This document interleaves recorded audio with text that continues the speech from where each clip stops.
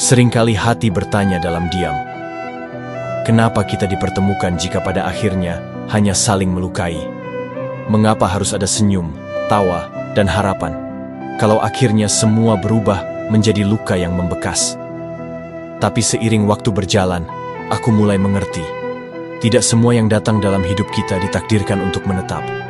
Kadang, mereka hadir hanya untuk mengajarkan sesuatu, tentang arti mencintai, tentang kecewa, tentang melepaskan, dan tentang betapa berharganya diri kita sendiri. Kita dipertemukan bukan karena kebetulan.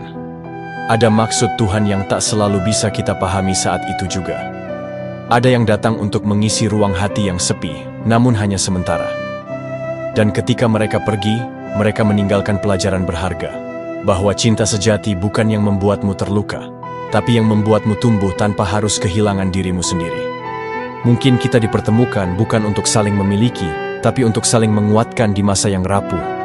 Kita hadir dalam hidup satu sama lain bukan sebagai takdir terakhir, melainkan sebagai pelajaran berharga.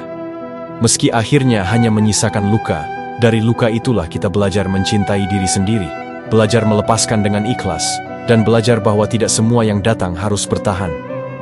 Karena kadang, pertemuan adalah jembatan menuju kedewasaan, bukan tujuan dari kebahagiaan. Jadi, meskipun hati ini pernah tersakiti, jangan sesali pertemuannya. Terima dengan ikhlas, simpan yang indah sebagai kenangan, dan jadikan yang menyakitkan sebagai pelajaran. Karena kamu layak bahagia. Kamu layak dicintai tanpa harus terluka. Dan pada akhirnya, kamu akan menemukan seseorang yang tak hanya datang, tapi juga tinggal untuk mencintaimu dengan cara yang tak membuatmu bertanya-tanya lagi.